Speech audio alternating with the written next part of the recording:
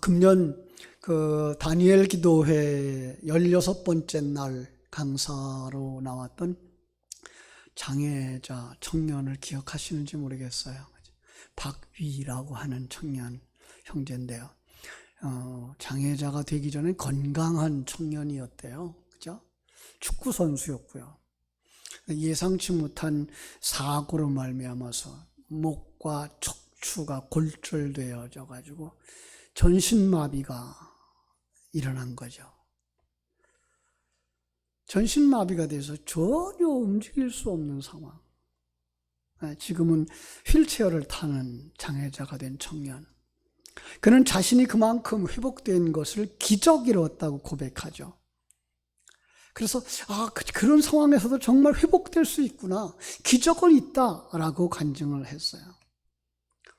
오늘 이 말씀을 이렇게 묵상하며 오고 또 이렇게 이번 주 우리 중고등부 학생들 공과들 또 우리 유초등부 학생들 공과들 이렇게 살펴보니까 우리 중고등부학교 설교 인용문에 똑같은 내용이 하나 올라와 있어요. 미국 동부의 그 볼티모어에 있는 세계 최고의 존스 홉킨스 대학병원의 재활의학과 아주 특별한 의사 한 분이 있는데, 아주 특별하게 만든 그 휠체어에 환자를 맞이하는 그 이승복이라고 하는 의사예요. 한국인이죠. 그죠? 척추신경이 끊어졌어요. 그분도 아주 엄청난 사고로 가슴 아래가 완전히 마비되었기 때문에 손가락 근육도 마비되어져서 환자 차트조차 그분을 쓸 수 없는, 그는 촉망받던 체조 선수였대요. 올림픽에 나갈 것을 목표로 하고선 노력하다가 18살 때 일어난 그 불의의 사고로 삶이 완전히 바뀐 거예요. 어려서부터 교회를 다녔지만은 자신의 목표를 달려가기 위해 바빴던 그는 그냥 하나님이 자기를 도와서 선수되게 하고 영광을 받으실 거라는 생각만 했지, 하나님이 그렇게 세세하게 도우시는 분이라는 것을 깨달아 알지 못했다는 거죠. 그런데 그가 전신마비 환자가 되어진 그 가장 암울한 시기에 하나님을 만나게 됩니다. 하나님이 그 구름 같은 그 구름 위에, 영어로 하나님이라고 하는 글자가 떠오르는 거예요. 지자, 오자, 디자.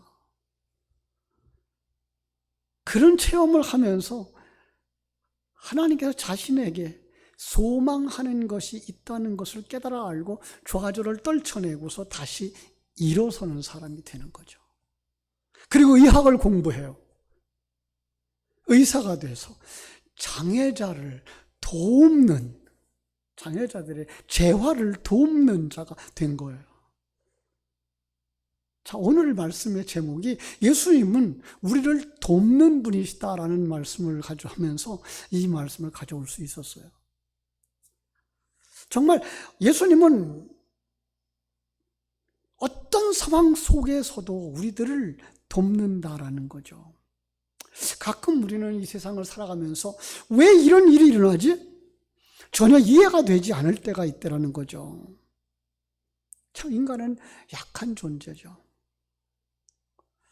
아마도 이 근본 다니엘 기도회를 통해서 그 사랑의 헌금을 전달하고자 우리 헌금하자 했던 그 헌금의 대상자들을 여러분 떠오르게 될 거예요. 정말 그 병든 사람들의 입장들, 어떻게 할 수 없는 그 상황들, 그죠? 그런가 하면 억울한 일을 당한 사람들의 입장, 정말 어떻게 이렇게 억울할 수가 있을까 싶은 그 상황들, 절망에 빠져있는 그 파산한 가장의 입장들, 그저 한평생 피땀 흘려서 세운 그 회사가 그렇게 믿었던 친구에 의해서 그만 부도가 나고 파산이 되어지고 그 빚에 의해서 집에서 쫓겨나게 되는 심각한 상황들, 왜 우리에게 이런 일이 일어나는 걸까? 그런데 성경은 그런 경우를 사용하셔서 다시 한번 더 깊은 생각을 할 수 있는 기회로 사용하시더라는 거죠. 지난주에 우리는 히브리서 1장의 본문을 가지고 예수님은 하나님의 아들입니다 라는 말씀을 묵상했죠. 짧은 시간에 여러분 다 정리가 안 됐을 거예요. 사실 신학적인 부분을 설교할 때는 사실 시간이 너무 짧죠. 하나님은 구원 계획을 선포하시는데 그 계시하시는 계시의 방법들이 여러 가지가 있죠. 가장 특별한 것은 성경 말씀이죠. 그리고 성경 말씀만 주시는 게 아니에요. 성경 말씀을 해석하시는 선지자들을 통해서 주셔요. 그리고 계시 중에 가장 특별한 계시라고 하는 예수 그리스도를 통해서 계시하셨다고요. 그래서 선지자의 사역, 예수님이 이 땅에 오심으로 말미암아서 예수 그리스도의 태어나심, 십자가의 죽으심, 부활하심 이런 것을 대할 때마다 그 속에서 나를 향하신 하나님의 계획을 읽어낼 수 있어야 하는데, 그죠? 하나님이 우리를 구원하시기 위해서 지금도 일하시고 계시다는 것을 볼 수 있는 눈들이 열려져야 되는 거죠. 그 중에 가장 귀한 게 뭐라고요? 하나님은 하나님의 아들이시다. 그 말 속에는 뭐 어떤 의미가 들어가 있어요? 하나님은 하나님이시다. 그죠? 하나님이셔요. 천지와 만물을 창조하셨던 그 하나님. 지금도 섭리하고 계시는 그 하나님. 지금도 우리를 구원하고 계시는 그 하나님. 예. 그래서 우리는 다른 단어로 말한다면 예수님은 우리의 구세주가 되신다. 이렇게 간단하게 정리를 할 수가 있어야 되죠. 그리고서는 이 공과는 2장으로 툭 넘어와요. 그러면서 오늘 말씀의 제목에다가 이렇게 말씀하시는 거예요. 예수님은 우리를 도와주시는 분이다. 우리 한번 따라합시다. 예수님은 우리를 도와주시는 분이다. 오해하시면 안 돼요. 지난주 말씀을 통해서 그분이 하나님의 아들, 다시 말하면 하나님이시다가 이해되어진 사람들에게 피조물이고 죄인된 우리를 하나님의 아들로 만드는 그 일에 우리를 도우시는 분이다라고 알라고 하는 거예요. 그냥 우리가 이 세상에서 우리의 욕심을 가지고 나갈 때 그걸 도와서 채워주시는 분이 아니라는 거죠. 그래서 우리가 먼저 알아야 될 게 뭐예요? 하나님을 알라는 거죠. 이건 우리 수요일 날 에베소서를 통해서 우리가 배우는 거죠. 그죠? 우리의 믿음을 가지고 하나님 앞에 기도하러 나가기 전에 먼저 하나님을 알라고 하는 것과 같은 거예요. 우리의 신앙을 얘기하고 기도를 이해하기 전에 먼저 하나님을 아는 것이 중요한 것과 같은 거예요. 요한복음 15장에서 말한 것처럼 너희가 내 안에 거하고 내 말이 너희 안에 거하면 무엇인지 원하는 대로 구하라가 나와야 되는 거예요. 그러니까 무엇인지 원하는 대로 구하라가 먼저가 아니고 너희가 내 안에 거하고 내 말이 너희 안에 거하는 것이 먼저여야 되는 것처럼 우리도 예수가 누군지 알 때 그 다음에 예수님이 우리를 도우시는 분이구나를 알고 그 도움을 우리가 바라볼 수 있어야 되는 거죠. 자, 그래서 우리를 도우시는 분인 줄 알라라고 얘기할 때에 그분이 정말 도우실 수 있는 능력이 있는 분이야 없는 분이야를 생각하기 전에 먼저 저는 이걸 생각하려고 그래요. 우리는 도움이 필요한 존재라는 걸 알자라는 거죠. 그죠? 예, 여러분 우리는 정말 도움이 필요한 존재라는 거예요. 우리의 시선을 누가복음 10장으로 이렇게 옮겨가 보겠습니다. 누가복음 10장 30절에서 37절의 이야기거든요. 여러분 잘 아시는 이야기일 거예요. 누가복음 10장 30절에서 37절에 보면 어떤 사람이 여리고로 내려가다가 길에서 강도를 만납니다. 강도에게 흠씬 맞고 거의 죽게 된 것, 가진 것 몽땅 다 털린 상태. 예수님은 이것을 이 세상에 살고 있는 우리의 모습이라고 말씀하시는 거예요. 우리 멀쩡한 것 같은데요? 아니요, 영적인 상태가 그렇게 된 거예요. 우리가 태어나서 천국까지 가는 그 길에서 강도를 만났다는 거예요. 어떤 강도일까요? 우리는 성경을 통해서 알 수 있죠. 창세기 3장에서 에덴 동산에서, 그죠? 뱀이 나타나서 아담과 하와의 믿음을 도둑질해 갔어요. 하나님을 왕으로 섬기고 그 앞에 순종하던 그 믿음을 도둑질해 갔어요. 그 믿음을 도둑질하고 믿음을 강탈당한 거예요. 믿음을 도둑질 맞은 사람들은요, 소망조차도 빼앗기게 되어 있어요. 마치 바벨론의 포로 되어져간 이스라엘 백성들처럼 고향으로 돌아갈 소망조차 다 빼앗기고 한탄하면서 살았던 것처럼 이 세상에서 우리 살아가는 사람들은 믿음이 없으면요, 천국으로 갈 소망을 전혀 가지지 못하고 살아가는 거예요. 믿음이 없고 소망이 없는 사람은 어떻게 살아간다고요? 사랑도 없는 거죠. 그 사람이 어떤 사람이에요? 강도 만난 사람들이에요. 그게 우리들의 모습인 거예요. 여러분, 성경은 이렇게 강도 만난 자를 어떤 모습으로 그리는가 하면요, 에스겔서에서는요, 마른 뼈라고 말하고 있어요. 얼만큼 말랐어요? 그냥 마른 뼈, 죽어서 말라 삐들어져가지고 살은 보이지도 아니하고, 그죠? 뼈다귀가 동그랗게 굴러다니는 모습. 그런가 하면 요한복음 9장에 가면은요, 나으면서부터 소경된 자라 그래요. 빛이라고 하는 건 전혀 보지 못한, 영적 세계라고 하는 건 전혀 보지 못한 소경. 나으면서부터 소경된 자. 이게 강도 만난 자들인 거예요.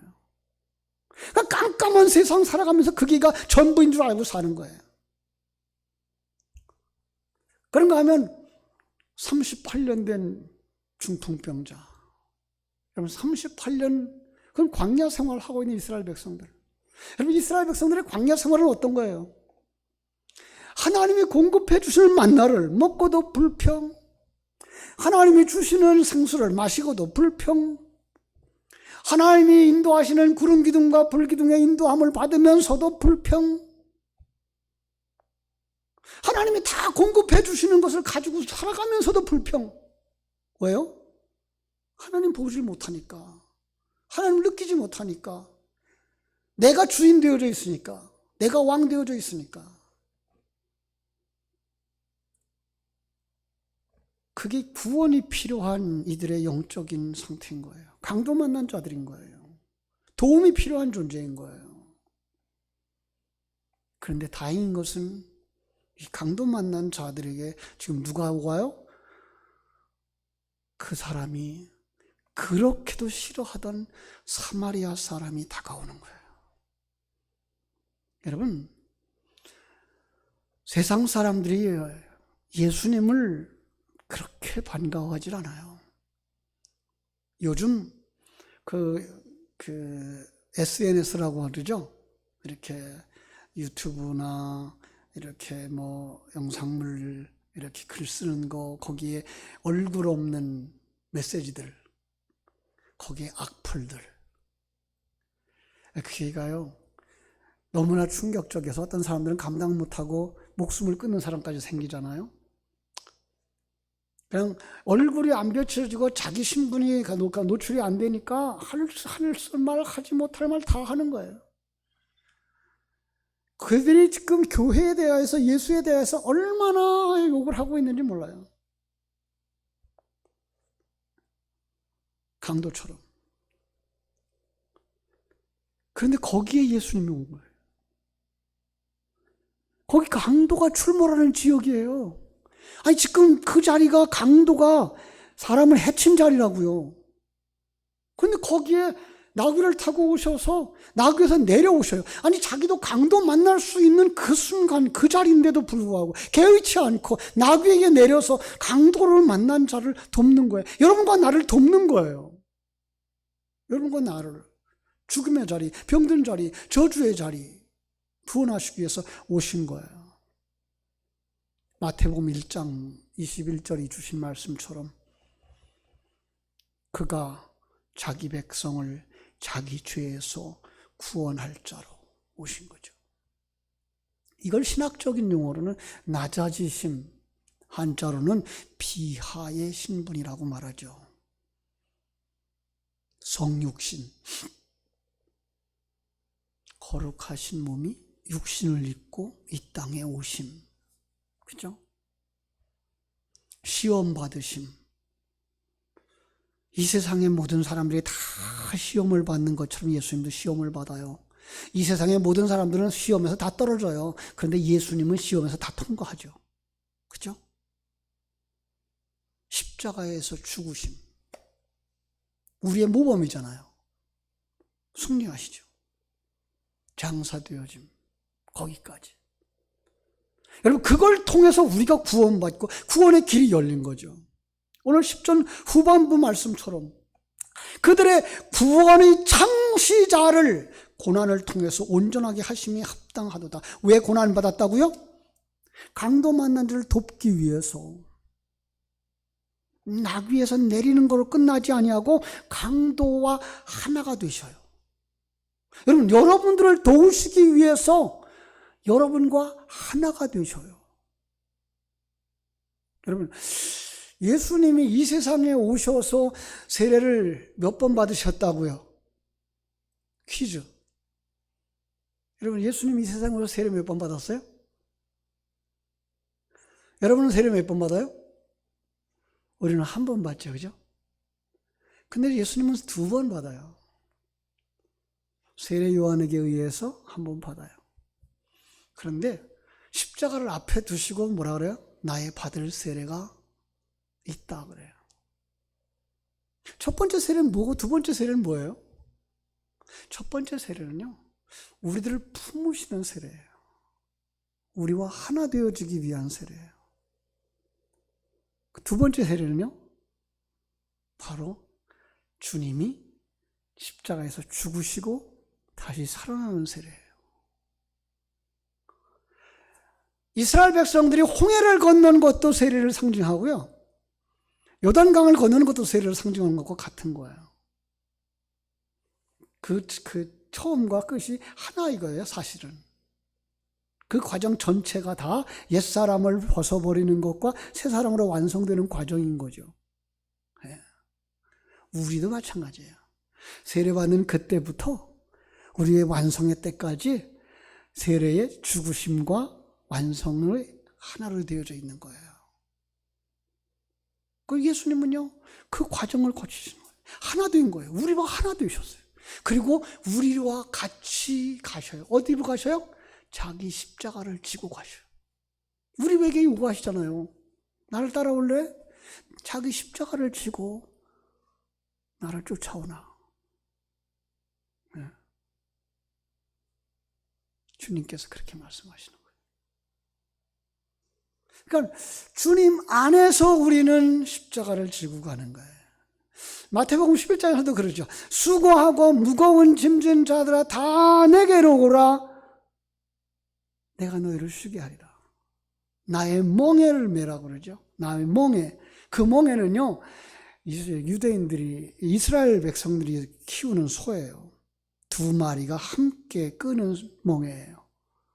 거기에는 한 마리는 주소고요, 하나는 배우는 소고요.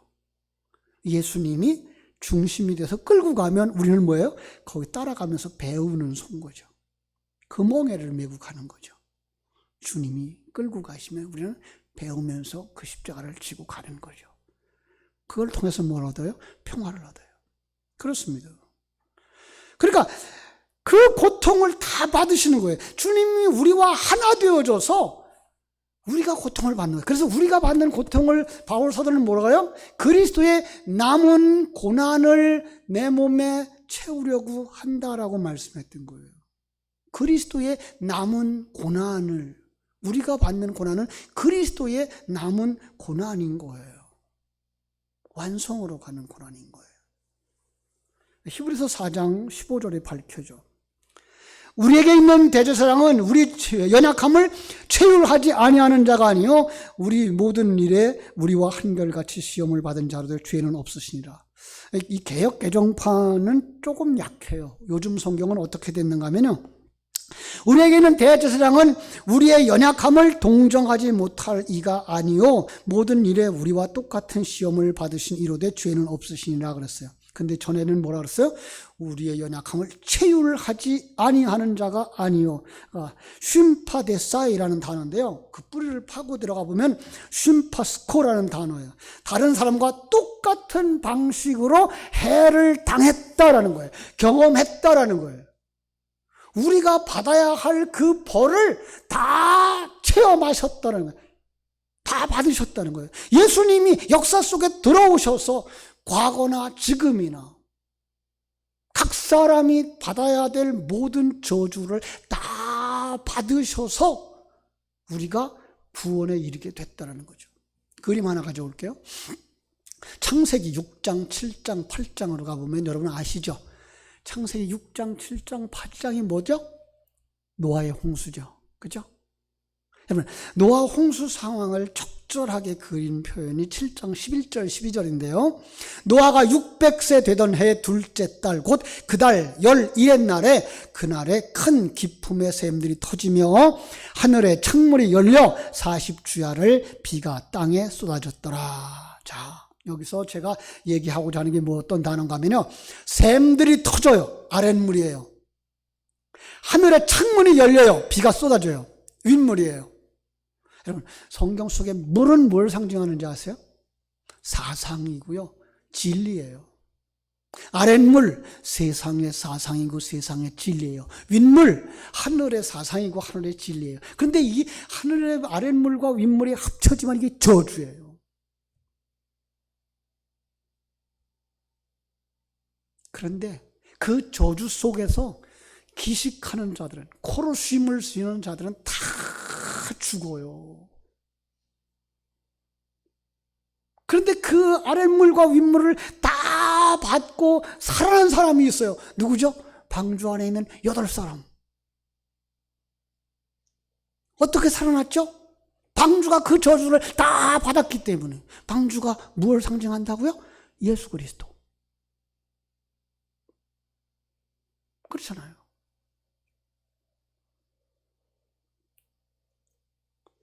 이것이 체휼인 거예요. 거기부터 참다운 도움이 가능한 거예요. 장애자 의사가 재활을 도울 때 환자들이 얼마나 더 힘을 얻겠어요. 나도 전신후만주의 환자였어요. 그런데 지금 손을 움직이잖아요.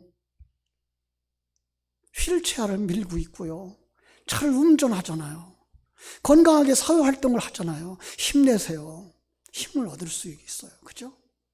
우리에게 다가오시는 주님이 지금 그렇게 오시는 거예요.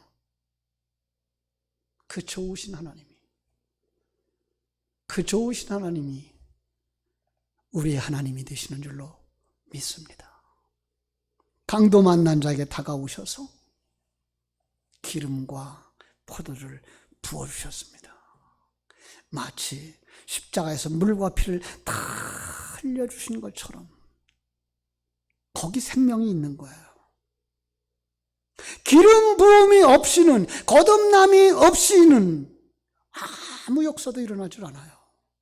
그래서 사도행전 2장의 성령 강림 이전에는요, 제자들이 하늘나라를 보지 못해요. 주님의 뜻을 알지 못해요. 그런데 성령 강림이 일어나자 그들의 놀라운 역사를 보는 거예요. 하나님 나라가 보이는 거예요. 임마누엘이 느껴지는 거예요. 천국의 약속이 계약서에 도장이 찍힌 것처럼 보는 거예요. 그게 11절부터 13절의 말씀이에요. 오늘 거룩하게 하시는 이에 거룩하게 함을 입은 자들이 다 한 근원에서 난 자라, 하나님께로부터 난지라. 그러므로 형제라 부르기를 부끄러워하지 아니하시고 이르시되 내가 주의 이름을 내 형제들에게 선포하고 내가 주를 교회 중에서 찬송하리라 하셨으며 또 다시 내가 그를 의지하리라 하시고 또 다시 볼지어다 나와 및 하나님께서 내게 주신 자녀라. 아멘. 여기에 예수님의 형제라 말하고 하나님의 자녀라는 지위가 우리에게 주어졌다라고 말씀하고 있는 거예요. 하나님의 자녀라는 의미는요, 아주 중요한 거예요. 하늘나라를 유업으로 받을 천국에 들어갈 수 있는 자가 되어졌다는 거예요. 뿐만 아니라 예수님의 형제라고 하는 것은요, 동등한 자리에 세워주셨다는 거예요. 하나님의 우편에 앉혀주셨어요. 예수님을. 우리를 그 자리까지 인도하신다는 거죠. 이게 어떻게 가능합니까? 이게 14절과 15절에 답이 있는 거예요. 마귀를 멸하사 죽음의 저주로부터 나를 자유하게 하셨기 때문이라는 거예요. 여러분, 마귀를 어떻게 멸하십니까? 마귀도 영적인 존재예요. 그런데 마귀의 사상, 마귀의 가치관을 물리쳤다는 거예요. 이제 하나님의 관점과 하나님의 가치관을 가지고 사는 자가 되면 마귀와 관계가 없는 자가 되는 거예요. 이걸 뭐라 그래요? 하나님에 대하여는 산 자요, 마귀에 대하여는 죽은 자로 사는 거예요. 그게 가능할 수 있는 가장 큰 이유는 예수님께서 우리와 같은 사람이 되셔서 우리의 죄값을 다 지불하시고 우리가 받아야 할 저주를 다 감당하셨기 때문인 줄로 믿습니다. 그렇습니다. 그래서 그분이 우리를 도우시는 겁니다. 그 구약적인 대답이 17절, 18절입니다. 우리 한번 같이 읽어볼까요? 그러므로 그가 범사의 형제들과 같이 되심이 마땅하도다. 이는 하나님의 일에 자비하고 신실한 대제사장이 되어 백성의 죄를 속량하려 하심이라. 그가 시험을 받아 고난을 당하셨은즉 시험 받는 자들을 능히 도우실 수 있느니라. 사실은 구약의 대제사장이 예수 그리스도의 상징이었던 거죠. 예표적이었던 거예요. 바로 지금 우리의 연약함을 도우시는 분이고요. 우리의 무능함을 도우시는 분이고요. 우리의 부족함을 도우시는 분이에요. 그분께 나가실 때 그분이 여러분을 도와주시고 그분이 진리의 말씀으로 여러분을 세워주시고 여러분을 깨끗게 하셔서 온전케 하셔서 여러분의 신랑이 되시고 여러분의 형제가 되시고 여러분을 하나님 앞에 하나님의 자녀로 온전히 세워주실 줄로 믿습니다. 기도하겠습니다. 하나님 우리 아버지, 하나님의 크신 은혜와 사랑을 감사합니다. 하나님은 독생자 예수 그리스도를 아낌없이 우리 위하여 주셨습니다. 정녕 예수님은 우리의 구세주 되십니다.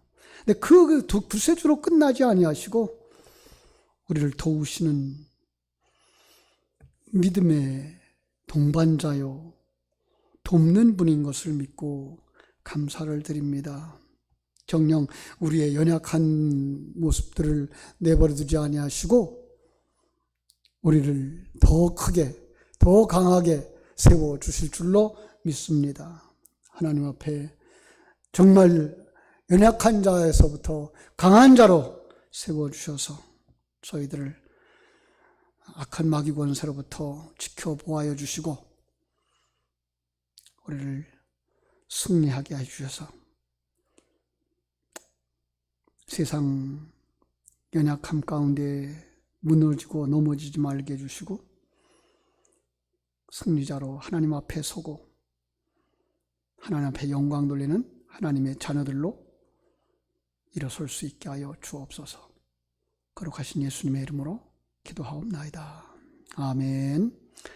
우리 약한 나로